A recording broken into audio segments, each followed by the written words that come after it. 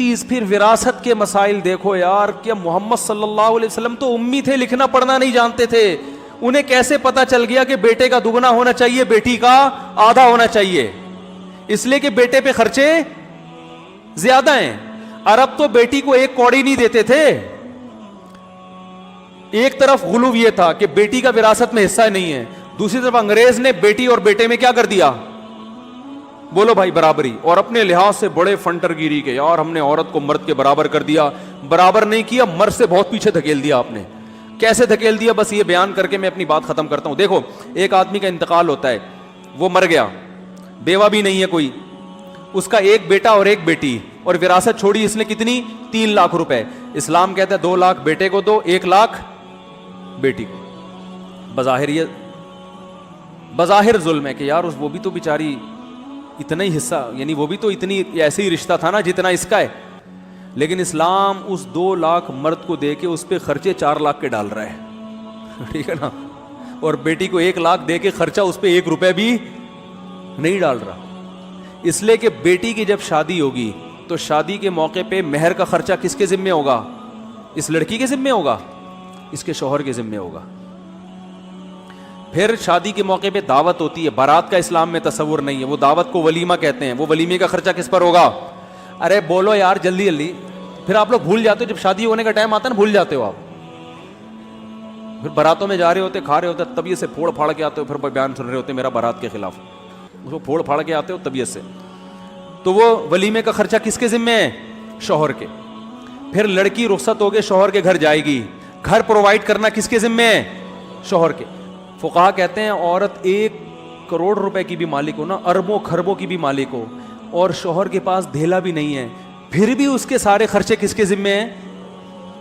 شوہر کے۔ وَعَلَى الْمَوْلُودِ لَهُ رِزْقُهُنَّ وَكِسْوَتُهُنَّ بِالْمَعْرُوفِ، قرآن کے الفاظ ہیں کہ بچے کی ماں کا سارا خرچہ کس پر ہے؟ بچے کے باپ پر ہے، شوہر پر ہے عورت کے، اور اس پر چاروں ائمہ کا اتفاق ہے۔ یعنی اسلام میں جتنے فرقے جتنے مسلک ہیں نا، کوئی ایک بھی اس سے اختلاف نہیں کرتا، اس پہ سب متفق ہیں کہ عورت ارب پتی بھی ہوگی تو گھر پرووائڈ کرنا کس کی ذمہ داری ہے؟ شوہر کی۔ گھر میں جتنا سامان ہوگا ضرورات زندگی کا وہ کون کرے گا؟ شوہر کرے گا۔ اس کے جو ابا سے 1 لاکھ ملے تھے وہ ایز اٹ از اس کی پاکٹ میں، بولو نا بھائی، موجود ہے۔ آگے ڈیلیوری، اس کا سارا خرچہ کس کے ذمہ ہے؟ شوہر کے۔ بچے کا سارا خرچہ کس کے ذمہ ہے؟ اس کی پڑھائی، اس کو کھلانا۔ فقہا بیان کرتے ہیں کہ لا یشارکہ فیہ احد، ابا کے ساتھ بچے کے نان نفقے میں کوئی بھی شریک نہیں ہے، یعنی ابا کے علاوہ کسی پہ بھی نہیں ہے یہ خرچہ، نہ بھائی پر، نہ ماں پر، نہ دادی، نہ دادا، نہ نانی، نہ نانا۔ ٹوٹل آپ کے 14 بچے ہوں، سارا خرچہ کس پر ہے؟ بولو نا بھائی، باپ کے اوپر ہے۔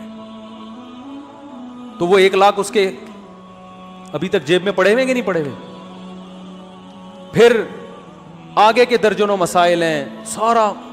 تو اس کے 1 لاکھ سے یہ ہوگا کہ اگر یہ نصاب کے برابر پہنچ رہے تو زکوٰۃ واجب ہے، وہ بھی اسی کے فائدے کے لیے، آخرت میں ذخیرے کے لیے۔ سمجھ میں آ رہی ہے بات؟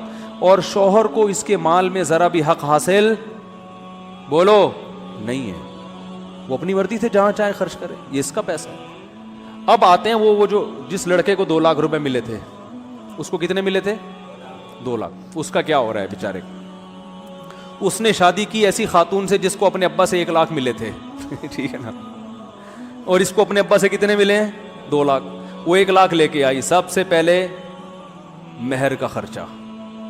یہ تو آج کل 10-20 ہزار مہر ہیں اونے پونے، ورنہ مہر اسلامی تاریخ میں بہت ہوا کرتے تھے۔ سب سے پہلا خرچہ کیا ہوگا؟ مہر کا۔ جہاں جن کنٹریز میں انگریزوں کا اثر نہیں رہا نا، یا ہندوؤں کا ساتھ اختلاط نہیں رہا، آج وہاں عورت کا مہر بہت زیادہ ہوتا ہے۔ ہندوستان میں مہر کم ہو گیا، پاکستان میں کم ہو گیا، لیکن آپ قبائلی علاقوں میں جاؤ نا جہاں گوروں نے حکومت نہیں کی، وہاں مہر ٹھیک ٹھاک۔ افغانستان میں جاؤ، وہاں حکومت کی کوشش تو بہت کی ہے مگر حکومت کی نہیں، وہاں عورتوں کا مہر بہت زیادہ ہے، مرد کا بیڑا غرق ہو جاتا ہے بیچارے، دکانیں بک جاتی ہیں، پھر شادی ہوتی ہے وہ مہر مانگتے ہیں۔ مہر کیا ہے؟ عورت کو تحفظ، کہ کل چھوڑ دیا تو فری میں دیکھو, فری کی چیز کو چھوڑنا 2 منٹ میں آسان, 8-8 10-10 لاکھ کم سے کم مہر ہے وہاں.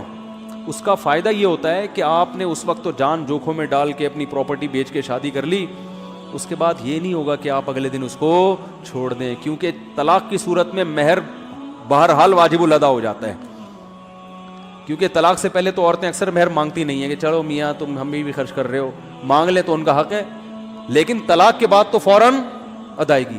تو ایک تحفظ ہے نا اسلام نے دیا ہے عورت کو کہ بھئی طلاق کا اختیار تو تمہیں ہے, لیکن طلاق کو تمہارے لیے کیا بنا دیا ہم نے, مشکل. کیونکہ دوبارہ شادی میں پھر 18 لاکھ, پھر 20 لاکھ, پھر تو اور مشکل ہو جائے گی. کنوارے کی تو پھر بھی لوگ دلچسپی ہوتے ہیں, ایک دفعہ طلاق دے دی پھر تو ڈبل مہر مانگ رہے ہوتے ہیں. ابے تو نے اس کو دیے گا, ہماری بیٹی کو بھی کل دے سکتا ہے, 25 لاکھ لکھ دے تو. ٹھیک ہے نا, ایسا ہو رہا ہے معاشرے میں, اور یہ حق بنتا ہے لڑکی والوں کا. بھائی ہمیں کیا پتا, آپ ایک کو چھوڑ چکے ہیں, پتہ چلا کہ کل اس کو بھی چھوڑ دیں, تو کچھ چھوڑیں تو کچھ ہو تو صحیح اس کے پاس. تو اب وہ بیچارے جس کو 2 لاکھ روپے ملے تھے, وہ جب شادی کرے گا تو مہر میں ہی 2 ہو سکتے ہیں نکل جائیں اس کے. ٹھیک ہے نا, چلو نہیں نکلے, اس کے بعد نان نفقہ, پھر خرچہ, پھر بچوں کے اسکول کی فیسیں, بچوں کا سارا خرچہ. تو اسلام نے اس کو 2 دے کے لیے کس سے, لیے 2 کروڑ روپے اس سے, اور عورت کو 1 لاکھ دے کے اس پہ ذمہ داری کچھ بھی نہیں ڈالی سوائے زکوٰۃ اور قربانی کے. وہ بھی نصاب تک اگر مال پہنچ رہا, وہ بھی اس کا حق ہے کہ وہ عبادت کرنے کا تو اس کا بھی دل چاہتا ہے نا. تو کیسا اعتدال. اور پھر مرد پہ یہ ذمہ داریاں ڈال کے پھر عورت کو اتنا حکم دیا ہے کہ جب یہ مکھنچو اتنا تم پہ خرچ کر رہا ہے تو تھوڑا سا اس کی اطاعت کر لو, تم غلامی نہیں کرو, اطاعت کرو. اطاعت الگ چیز ہے, غلامی الگ چیز ہے. فرما بردار بن جاؤ اس کا. اس سے کیا فائدہ ہوتا ہے, دونوں کا رشتہ مضبوط ہوتا ہے. کیونکہ اگر مرد پہ اتنی ذمہ داریاں ڈال کے عورت کو کہے کہ تم نے ماننی نہیں ہے, تو کیا کہ میں کو پاگل ہوں, میں گدھا بن کے سب کچھ کر رہا ہوں میں, اور چلے گی میری نہیں. تو اس سے رشتے کیا ہوں گے, ٹوٹیں گے. یہی وجہ ہے کہ انگریزوں کے ہاں شادیاں کامیاب بہت کم ہوتی ہیں. اب ہندوؤں کے بھی شادیاں ناکام ہونا شروع ہو گئی ہیں, کیونکہ کلچر ختم, چینج ہو رہا ہے. سب سے کم ڈیورس اور طلاق کا ریشو کس میں ہے, مسلمانوں میں. حالانکہ اسلام میں طلاق صرف زبان سے ادا ہو جاتی ہے, کتنی آسان ہے, پھر بھی ریشو بہت کم ہے. کچھ کوالٹیز ہیں اسلام کی جس کی وجہ سے نہیں ہو رہی.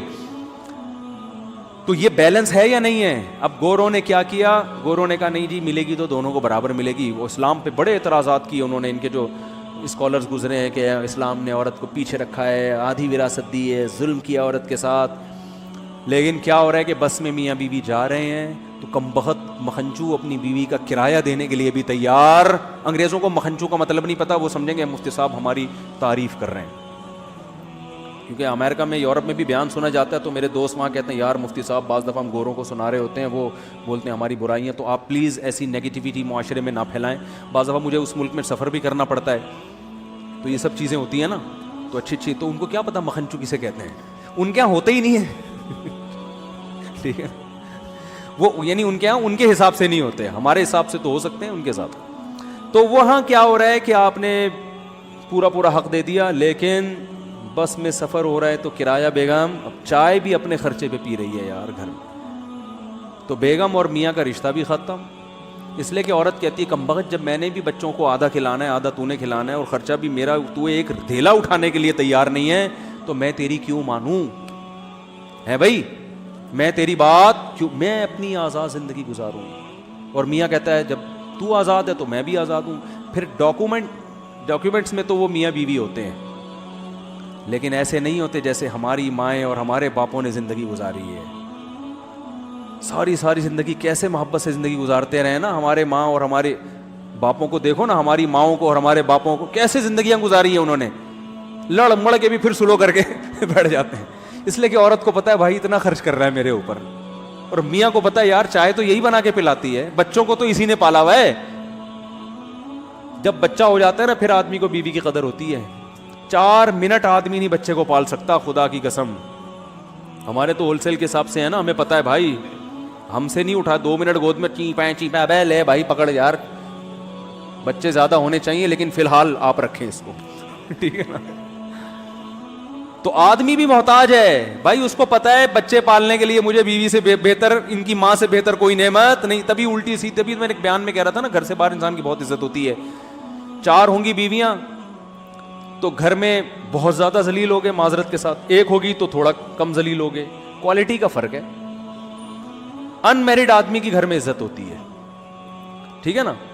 وہ ذاتی مکان پہ میرا ایک بیان آیا تھا کہ ذاتی مکان نہیں ہوگا تو لوگ کہتے ہیں عزت نہیں ہوگی. بھائی گھر سے باہر تو عزت کس اور بہت ساری چیزیں ہیں, گھر میں تو ویسے بھی عزت ہوتی نہیں. ایک ہوگی تو کم بے عزتی ہوگی, چار ہوں گی تو بہت زیادہ بے عزتی. کوالٹی میں اس کی کوالٹی اچھی ہوگی بے عزتی کی. بے عزتی اور ذلت کی جو کوالٹی ہے وہ چار کی صورت میں 4 گنا زیادہ اچھی ہو جائے گی. تو لیکن سب کچھ انسان برداشت کیوں کرتا ہے؟ بیوی کی الٹی سیدھی کڑوی کسیلی ناشکری باتیں سب, او بھائی اس کو پتہ ہے یار یہ بچوں کو پالنا میرا کام نہیں ہے, یہ یہی پال سکتی ہے. ماں تو جیسی تیسی ہو بھائی, اپنے بچے کے لیے تو وہی جنت. بچے کو بھی اس کی گود میں جو سکون ملتا ہے آپ کی گود میں نہیں ملتا. تو تھوڑی دیر تک ابا ابا کرتا ہے, اس کے بعد اس کو وہ کہہ رہے یار وہ خوشبو آ ہی نہیں رہی ہے اس کی بغلوں میں سے, ٹھیک ہے نا, جو ماں کی بدبو اس کو کسی دوسرے کی خوشبو سے اچھی لگتی. تو نہیں پال سکتے بھائی, یہ مرد کا کام ہی نہیں ہے. مرد کھلائے گا, خرچہ بیگم کو کہے گا بیگم کیا چاہیے, تو بچے کو بھوک لگ رہی ہے تو میں باہر سے کچھ روٹی لا کے دے دیتا ہوں, دودھ لا کے دے دیتا ہوں, یہ کر لوں گا. پالنا تم نہیں ہے. تو اللہ نے ایک رشتہ بنا دیا نا. اب جب آپ ایک دوسرے پہ ڈیپینڈ ہی نہیں ہے تو رشتہ کہاں گیا؟ صحیح ہے نا. اس کو کیا ہے, کاغذ میں ہے یہ میری وائف, بس شادی بیاہ میں ملوا دو, یہ میری بیگم ہے, یہ وہ میرا ایک مکھنچو سا میاں پالا ہوا ہے میں نے, کم بخت ایک انڈا بھی مجھے اپنے پیسوں سے نہیں کھلاتا. تبھی طلاقیں بہت ہیں, اور پھر پتہ نہیں کیا کیا ہے. وہاں سے میرے پاس کالز آتی ہیں کہ میں وہ یونین کاؤنسل میں ہوں, میں کاؤنسلنگ کرتا ہوں. وہ بیچارہ سارا دن بیٹھ کے کاؤنسلنگ ہی کرتا رہتا ہے, بیٹھے میاں بیوی کو کس طرح سے جوڑنا ہے. تو بس کاغذی رشتہ ہے, کاغذی رشتہ ہے. تو ہر چیز میں میرے بھائی اسلام نے بیلنس کیا ہے. تو بات میں جلدی سے بس ختم کروں کہ آپ کے پاس اگر آپ اسلام کو فالو نہیں کرتے تو سرے سے راستہ ہے ہی نہیں. ساری زندگی ٹکرے مارتے رہو گے, کیا صحیح کیا غلط کرنا کیا. یہ میرا بیان کئی ہفتوں سے چل رہا ہے لیکن اسٹائل تھوڑا سا ہر دفعہ چینج, کہ یہی تو سمجھانا ہے. تو اب میں مختلف الفاظوں سے مختلف مثالوں سے کھوپڑی میں اتارنے کی کوشش کرتا ہوں. چلو اس طرح سے نہیں تو اس طرح. تو بعض لوگ کہتے ہیں یار ٹاپک چینج ہی نہیں کرتے مفتی صاحب. اور بھائی ایک ہی بات سمجھ میں آ جائے تو میرا خیال ہے پھر یہی ٹاپک کافی ہے. لیکن کوشش کریں گے اگلے ہفتے سورہ قلم کی اگلی آیات پہ چل